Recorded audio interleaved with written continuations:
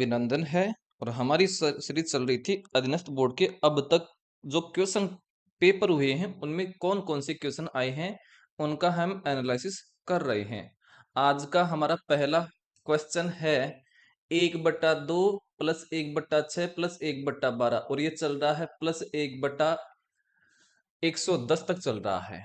तो इसको कैसे करेंगे? तो सबसे पहले जो एक है उसको ऐसा कैसा और इस दो को ऐसे दो टुकड़ों में बांटिए कि उनका अंतर एक हो। तो देखिए दो को कैसे टुकड़ेंगे, 1 गुणा 2 ऐसे हम इसको हल करेंगे। फिर प्लस 6 को तोड़ेंगे तो 2 गुणा 3 प्लस 1। फिर 12 को तोड़ेंगे तो कैसे, 3 गुणा 4। और ये लास्ट कहां तक चल रहा है? तो ये चल रहा है लास्ट कौन है, 110 है। तो 110 को दो संख्याओं में इस तरह से तोड़िए कि उनका अंतर एक हो। तो 10 गुणा 11 ये समझ में आ गया होगा। तो हम क्या करते हैं, एक में से किसको घटाएंगे, लास्ट में ये एक 1/1/11 है उसको घटाएंगे। तो 1/11 को घटा लीजिए, इसके नीचे एक मानो, लघुत्तम 11 आ गया है। तो 11 माइनस 1 तो ये हो गया है 10/11। तो ये हो गया है इसका आंसर, ऑप्शन नंबर बी हो गया है आंसर। अगला क्वेश्चन देखिए।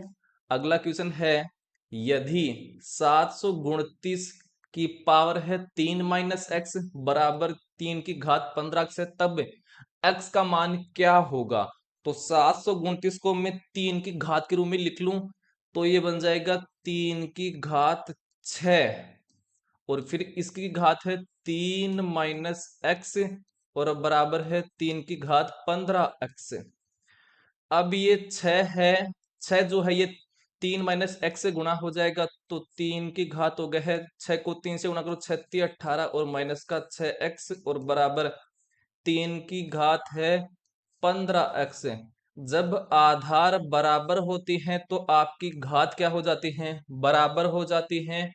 तो 18 - 6x बराबर हो जाता है 15x। ये 6 इस तरफ जाएगा तो 15 और 6 कितना हो गया है 21। तो 18 बराबर हो गया है 21x। तो x बराबर क्या हो जाएगा, तो x बराबर 18, 18 के बटे में 21 चला जाएगा, 6 के पहाड़ी से कट रहा है 6/7, सॉरी 3 के पहाड़ी से कट रहा है तो आ गया है 6/7। ऑप्शन नंबर कौन सा हो गया है, बी हमारा आंसर हो गया है। अगला क्वेश्चन देखिए। अगला क्वेश्चन है, एक समद्विबाहु त्रिभुज का आधार 24 सेंटीमीटर है तथा इसका क्षेत्रफल 152 सेंटीमीटर स्क्वायर है तो इसका परिमाप ज्ञात कीजिए। तो समद्विबाहु त्रिभुज का क्षेत्रफल बराबर क्या होता है, तो समद्विबाहु त्रिभुज का क्षेत्रफल होता है, क्षेत्रफल क्या होता है, इसका जो क्षेत्रफल होता है वो होता है 1/2 गुणा आधार और इंटू ऊंचाई। ये होता है समद्विबाहु त्रिभुज का क्षेत्रफल। क्षेत्रफल हमें दे रखा है 152 बराबर 1/2, आधार हमारे पास 24 है, इंटू ऊंचाई निकालनी हमें। 2 का भाग 24 में गया है 12 बार और 12 का भाग 152 में कितने बार गया है, 1 बार, 6 बार, 16 बार। तो h का मान मेरे पास आ गया है 16 सेंटीमीटर। हाइट हमने निकाल लिया है। अब समद्विबाहु त्रिभुज क्या होता है, तो देखिए समद्विबाहु त्रिभुज की मैं स्ट्रक्चर बनाता हूं। ये बना दी है इसकी संरचना। समद्विबाहु त्रिभुज ये हो गया है ए बी और सी। हमें आधार दे रखा है कितना, 24 सेंटीमीटर।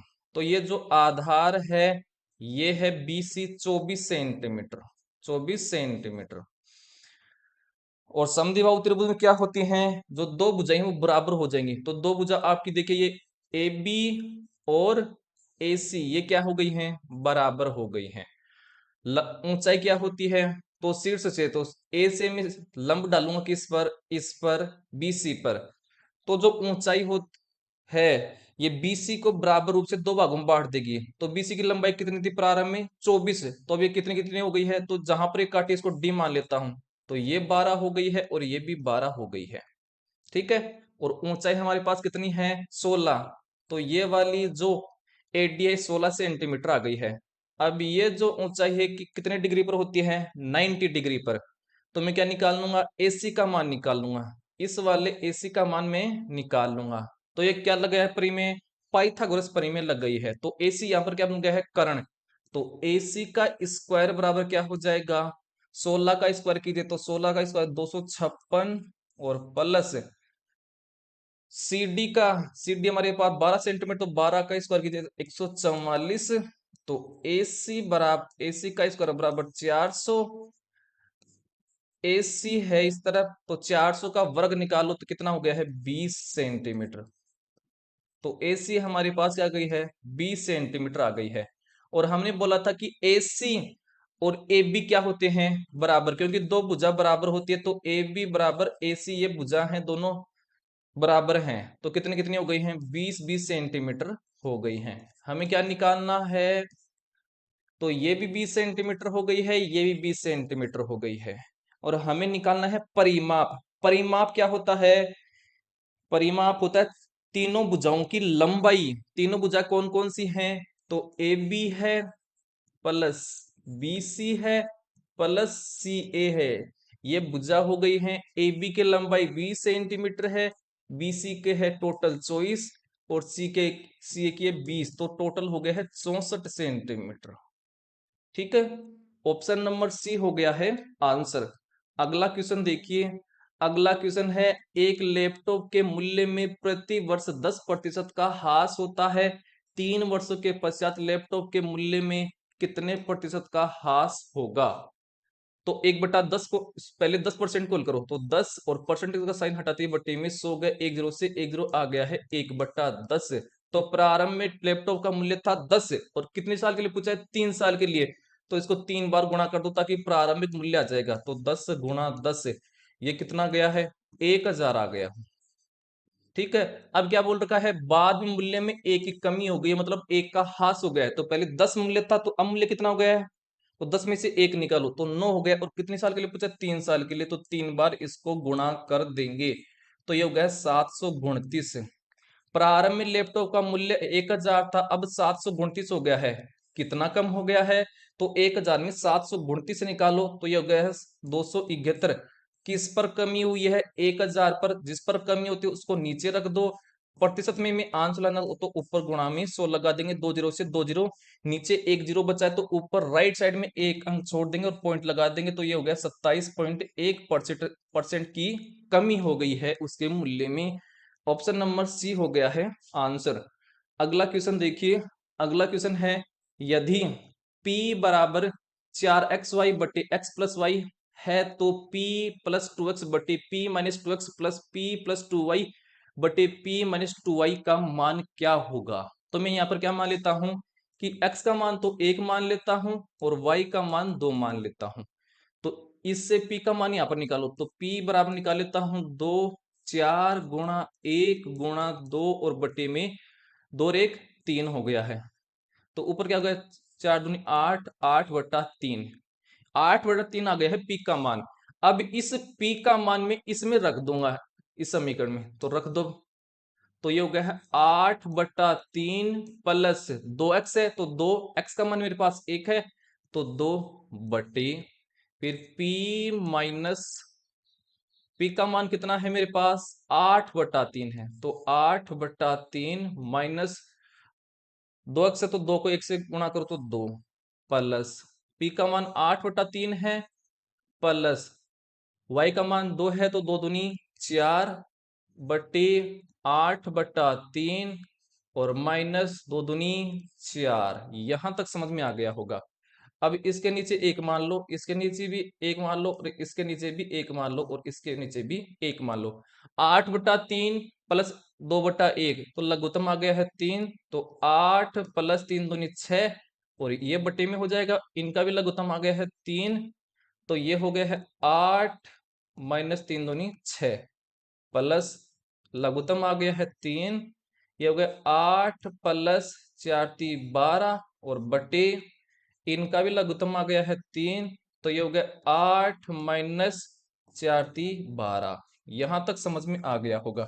तो इस तरफ क्या हो गया है, 8 और 6 14, तो 14/3 बटे ये कितना हो गया है, 2/3 प्लस ये कितना हो गया है 12 और 8 20, तो 20/3 बटे 12 में से 8 का कितना बता 4 माइनस का 4/3। समझ में आ गया होगा।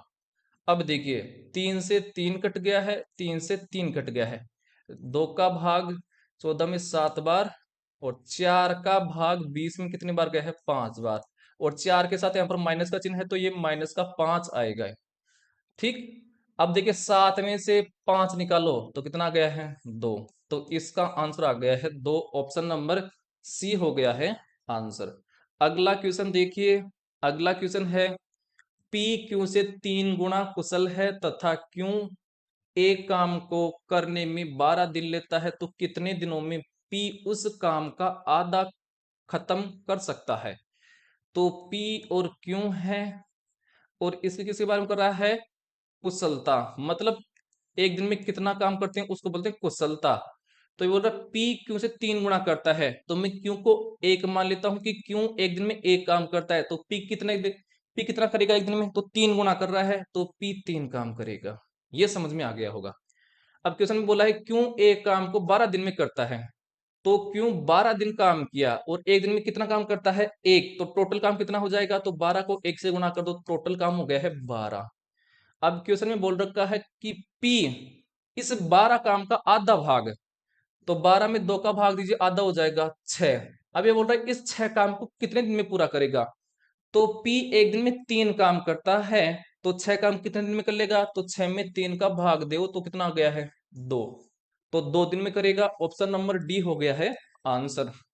अगला क्वेश्चन देखिए, अगला क्वेश्चन है R1 तथा R2 त्रिज्या वाले समान ऊंचाई के दो बेलनों के आयतनों का अनुपात ज्ञात करना है हमें। तो बेलन का आयतन क्या होता है, तो होता है पाई, पहले वाले बेलन के लिए R1 का स्क्वायर H, और दूसरे वाले बेलन के लिए R1 स्क्वायर H। ये हो गया है। देखिए H यहाँ पर क्या है समान है, इसलिए H से H कट जाएगा और पाई से पाई कट जाएगा, तो आयतन किस पर यहाँ पर डिपेंड कर रहा है त्रिज्या पर, तो त्रिज्या का अनुपात आ गया है R1 का स्क्वायर अनुपात R2 का स्क्वायर। ये होगा इसका राइट आंसर, अनुपात आ गया हमारे पास, ऑप्शन नंबर डी हो गया है आंसर। ठीक है। अगला क्वेश्चन देखिए, अगला क्वेश्चन है माना m तथा n दो धनात्मक पूर्णांक इस प्रकार हैं कि m plus n plus M N बराबर 118 है, तब m प्लस n का मान क्या है। तो हमें दे रखा है m plus n plus M N बराबर 118। देखिए मैं दोनों तरफ एक एक जोड़ देता हूं, तो m plus n plus M N और प्लस 1 बराबर 118 प्लस 1, तो इसको तो मैं लिख सकता हूं m प्लस 1 गुणा n प्लस 1 और बराबर 118 और 1 119। देखिए इन दोनों को गुणा करूंगा तो यही वापसी आ जाएगा मेरे पास। ठीक है। अब सुनिए, इस 119 को ऐसी दो संख्या में गुणा कीजिए, दो संख्या में तोड़िए कि गुणा करने पर 119 आ जाए। तो 119 को तोड़ेंगे, तो 119 को दो संख्या में तोड़ेंगे तो 17 संता 119, 17 को 7 से गुणा करूंगा तो मेरे पास 119 आ जाएगा। अब देखिए m को यहाँ पर क्या मान लू, पहले तो 1 है तो क्या मान लो m को 16, और ये इसके साथ प्लस 1 है, तो m का वैल्यू तो आ गया 16।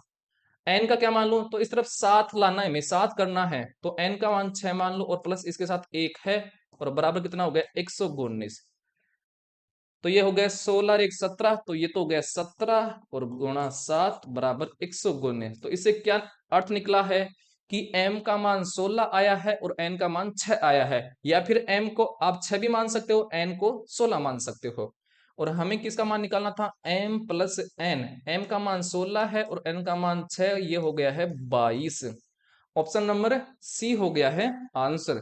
अगला क्वेश्चन देखिए, अगला क्वेश्चन है ए तथा बी ने एक साथ एक व्यवसाय प्रारंभ किया और 3:5 के अनुपात में लाभ प्राप्त किया। यदि बी ने 12 माह के लिए 80,000 निवेश किए तो ए ने 72,000 कितने माह के लिए निवेश किए।